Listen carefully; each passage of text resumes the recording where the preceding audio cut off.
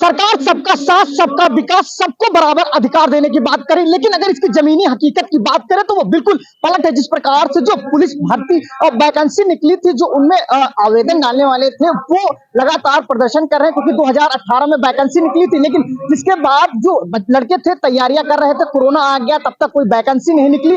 जब वैकेंसी निकली तो उन लड़कों की जो एज थी, ओवर एज हो चुकी, वो लगातार प्रदर्शन कर रहे हैं कि उनकी जो है एज पे छूट दी जाए, उनको 5 साल जो 3 से 5 साल उनको बढ़ाया जाए, ताकि उनको जो है नौकरी मिल सके। वो आज इको गार्डन पहुंचे हैं और अपनी मांगों को लेकर लगातार प्रदर्शन कर रहे हैं। ये यही की बात नहीं किया जाए कि प्रदर्शन लखनऊ में चल रहा है, लगभग करके पूरे जिले में इनका प्रदर्शन देखने को मिल रहा है। अगर यहाँ की बात करें, तमाम वो छात्र हैं, वो लोग हैं जो लगातार प्रदर्शन कर रहे हैं और यहाँ पर जो है लगातार धरने पर बैठे हैं। उनसे बात करेंगे आखिर किन मांगों को लेकर यहाँ पर बैठे, किन मांगों को लेकर आप यहाँ? हम लोगों की मांग यही है, जो 2018 के बाद से 2023 में वैकेंसी आ रही है।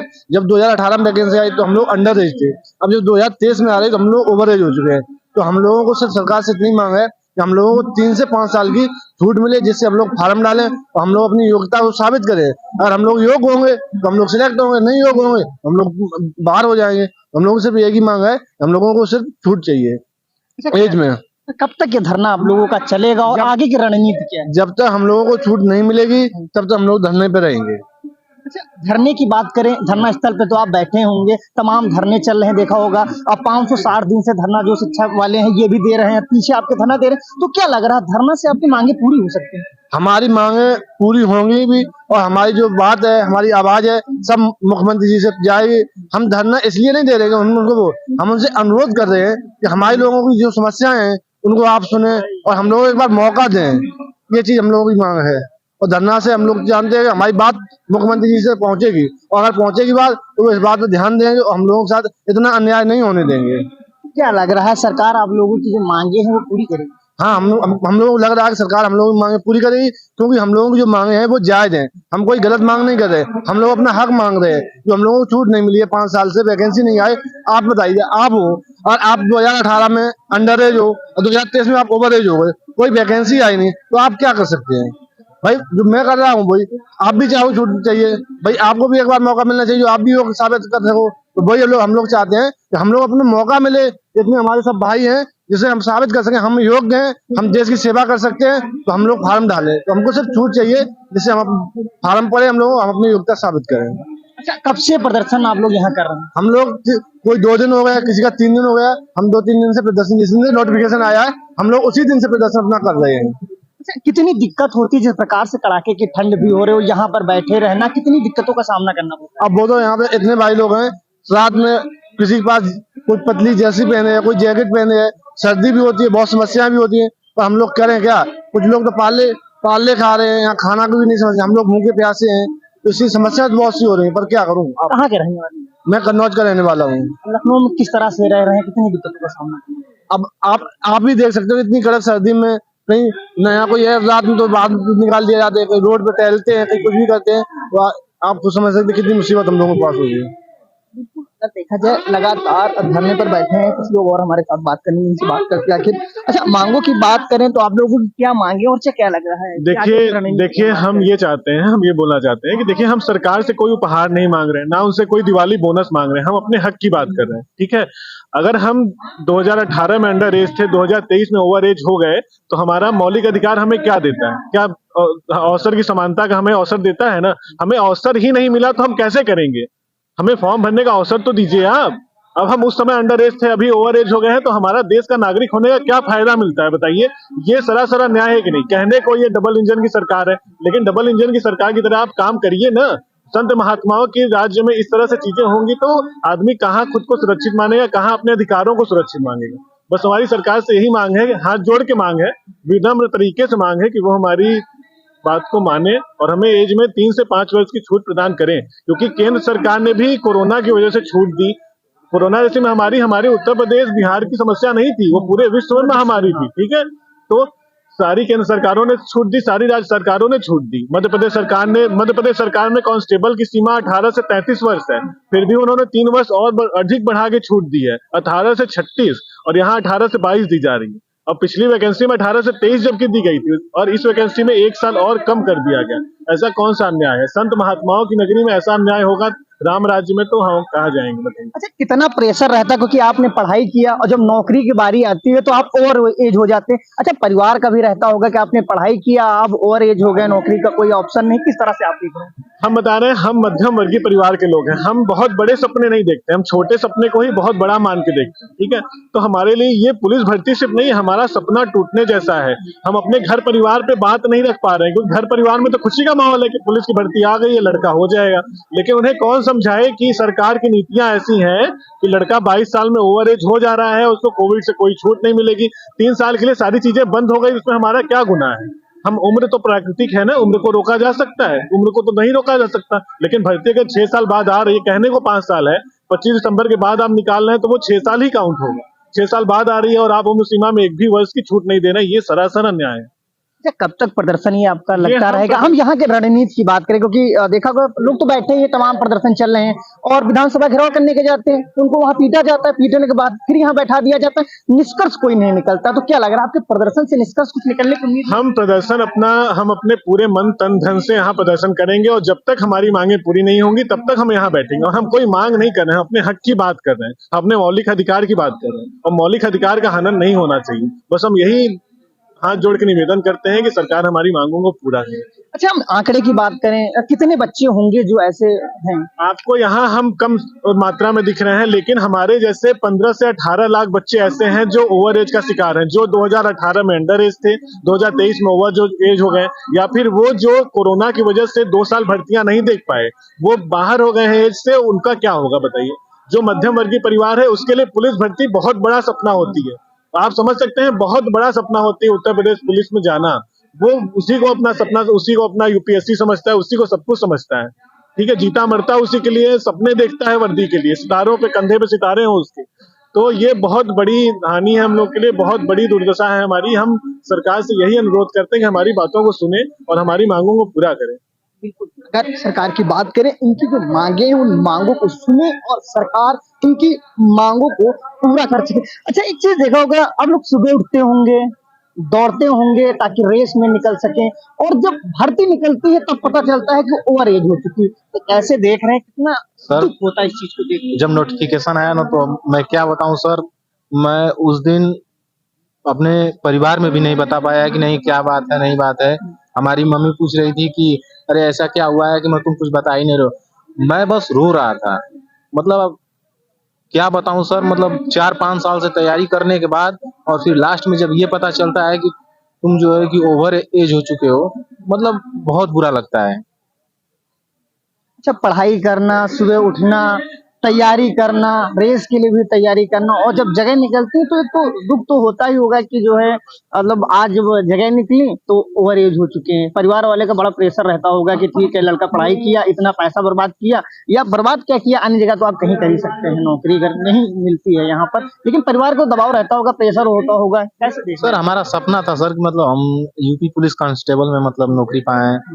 बहुत अंदर से मतलब एक इच्छा थी कि नहीं हम इसमें जाएंगे, लेकिन अब क्या किया जाए। और इतना पढ़ाई लिखाई करने के बावजूद भी अगर हम लोग को अगर मौका ना मिले, बिना मौका मिले ही हम लोग को इसी तरह अगर बाहर कर दिया जाए तो सर इससे बड़ा अन्याय अब हम लोग के लिए और कुछ नहीं हो सकता है। राम राज्य में अगर ऐसा होने लगे सर तो हम लोग फिर कहाँ जाएंगे। क्या लग रहा है, सरकार रोजगार देने में विफल? सर अब क्या बताया जाए, अभी तो यही लग रहा है। अब सरकार क्या बोला जाए, सारे युवा नाखुश थी। हम लोग मतलब बहुत नाखुश हैं सर। अच्छा, सवाल थोड़ा सा हटके ही है। अच्छा, जिस प्रकार से 24 चुनाव होने वाला है और रोजगार की बात करें, युवाओं को रोजगार नहीं मिल रहा है, तो क्या युवा 24 में असर डालेगा इसका? ये सर बिल्कुल इसका जो है युवा अपना प्रदर्शन दिखाएगा इसमें चुनाव में 2024 में, क्योंकि जैसे हम ही हैं 2018 में जो वैकेंसी आई तो 17.5 साल के थे। आज जब वैकेंसी आई है 2023 में तो हमारी उम्र 22 वर्ष 6 महीने हो चुकी है, तो हमें एक भी बार इस वैकेंसी में पार्टिसिपेट करने का मौका ही नहीं मिला। हम इतने साल से तैयारी, 3-4 साल हो गया हमको तैयारी करते करते, उस तैयारी का कोई मतलब नहीं निकला। अब अन्य वैकेंसियां जो आएंगी और उसमें हमारी इसमें ही एज हो गई, ओवर हो गई, अब पता नहीं आगे क्या है क्या नहीं। ये बढ़िया वैकेंसी थी, हम लोग सोच रहे थे कि आएगी तो अपना प्रयास करके इस बार चयन ले लेंगे, लेकिन अब ये सरकार पता नहीं क्या है कि जनरल वर्ग में होना ही एक प्रकार का पाप जैसा दिख रहा है।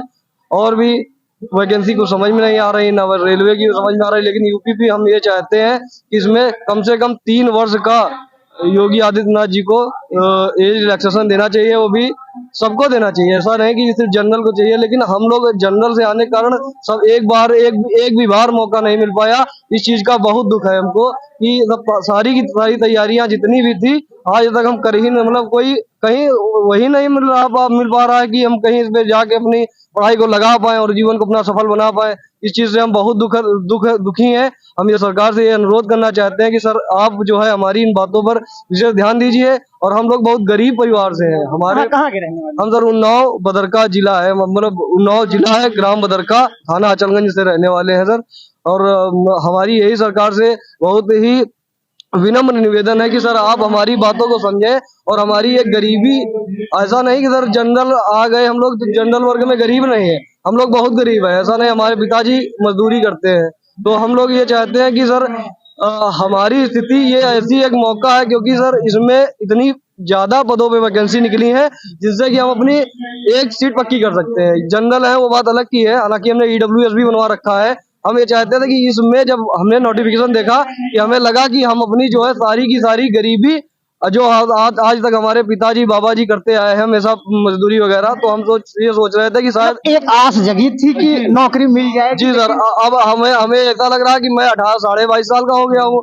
अब इसमें यह है कि एक भी बार मैं मौका नहीं ले, मतलब इसमें पार्टिसिपेट नहीं कर पाऊंगा, जिसकी वजह से मैं एक बार भी इसमें ना करने की वजह से मैं अब ये नहीं समझ पा रहा हूँ कि मैं किस चीज की तैयारी करूँ और क्या करूँ। सरकार आपको जो मौका दी, जी, हम ये चाहते हैं कि हमें एज रिलैक्सेशन 3 वर्ष का चाहिए ही, जिससे जो है अपना दमखम दिखाकर अपना एक सीट पक्की कर ले, जिसमें जो है वो अलग की बात है, हमें मिले ना मिले वो अलग की बात, लेकिन हमें मौका तो चाहिए सर। अब ये मौका नहीं मिलेगा तो हम आगे क्या कर पाएंगे जीवन में, अब पता नहीं अब कौन सी वैकेंसी क्या है, लेकिन ये जो हमारे प्रदेश में निकल रही है उसमें नहीं मिल पा रही है।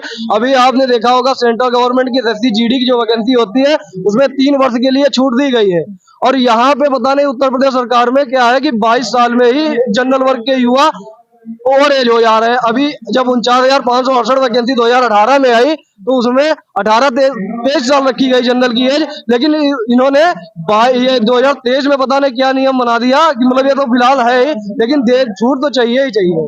अगर देखा जाए जिस प्रकार से लगातार प्रदर्शन चल रहे हैं और लगातार सरकार से मांग कर रहे हैं कि उनकी मांगों को पूरा किया जा सके, अब थोड़ा सा इधर हट जाइए ताकि हम इनसे भी बात कर सकें। अच्छा, क्या लग रहा है, अब लोग पढ़ाई की तैयारी करते होंगे, उसके बाद जब जगह निकलती हैं तो पता चलता है कि आपकी एज हो जाए, किस तरह से देख रहे हैं? अरे भैया बहुत उम्मीद से हम लोग तैयारी कर रहे थे। अब जब से ये नोटिफिकेशन आया तब से नींद नहीं आ रही है, ना खाना बना के खा रहे हैं ना अच्छा, कुछ। कहाँ के रहने वाले हैं? मैं हरदोई डिस्ट्रिक्ट का रहने वाला हूँ, मेरा नाम अभिषेक दीक्षित है। अच्छा, जिस प्रकार से यहाँ धरने स्थल पर बैठे हैं, कितना तकलीफ होती है कि यहाँ बैठे हुए हैं और कहीं पर कोई आस नहीं, कोई सुध लेने वाला नहीं, कोई अधिकारी नहीं आ रहा, आपसे पूछने के लिए नहीं आता है, क्यों बैठे हैं आप यहाँ? सर हम पिछले 3 दिनों से यहाँ बैठे हैं, कोई आया? कोई नहीं आया, बस सिर्फ ये मीडिया वाले आते हैं। बाकी पता सबको है कि यहाँ पे लोग बैठे हैं, सबको पता है, पर आ कोई नहीं रहा। सीएम ऑफिस पे सब लोग गए, कई ज्ञापन दिए, पर वहाँ भी अंदर किसी सीएम जी अंदर बैठे रहे, मिले नहीं किसी से। लग रहा है सरकार को देश के युवाओं की फिक्र नहीं है क्या? सर फिक्र होती तो आज हम लोग यहाँ थोड़ी ना बैठे होते। अभी जैसे ये 55 साल के राहुल गांधी जी हो गए, आज भी युवा नेता कहे जाते हैं। 74 साल के लगभग पीएम मोदी जी हो गए, दोबारा पीएम बन सकते हैं।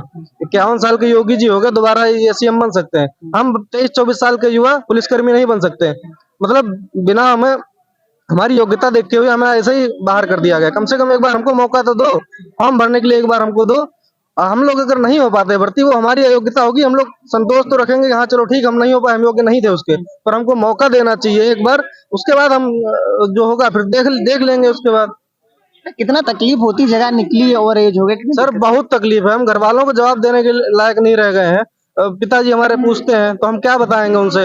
अभी वो जिस दिन नोटिफिकेशन है रात में फोन आया उनका, पूछ रहे थे तो हमने बताया कि ऐसी बात हो गई, तो हमसे यही बोले कि तुमको किसी और चीज की तैयारी करनी चाहिए थी। तो हमने जब शुरुआत से एक ही एम लेके कहते हैं सारी तैयारी कर रहे थे कि हमें पुलिस भर्ती में जो जगह निकलेगी वहां जाना है, लेकिन ओवर एज हो जाती जी, एक ही एम बना के हमने 4 साल से तैयारी की अभी तक।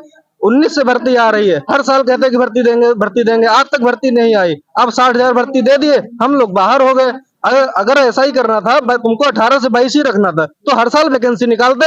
हम लोग किसी से कुछ नहीं कहते, हम लोग अपना हो पाते तो हो जाते, लेकिन हर साल भर्ती देनी चाहिए था। अब तुम पाँच लगभग 6 साल हो गए हैं, 18 से 22 साल, 4 साल की उम्र दिया है उम्र, और लगभग 5 से 6 साल, 18 से 23, लगभग 6 साल बाद भर्ती आई है। तो बीच के कैंडिडेट कहाँ जाएंगे? ना इधर के रहे ना उधर के रहे। हम लोग तो बिना परीक्षा दिए योग्य हो गए। हम तो भर्ती बोर्ड योगी जी से यही कहते हैं कि अभी आए यहाँ पे और यही हम लोग की परीक्षा ले लें। अगर हम लोग अयोग्य घोषित हो जाते चले जाएंगे, अगर नहीं मांगेंगे हम छूट, लेकिन कम से कम हमको मौका दे। हम लोग 5 साल से रगड़ रहे हैं, 4 साल से, और बिना परीक्षा दिए अयोग्य घोषित कर दिया हम लोग को।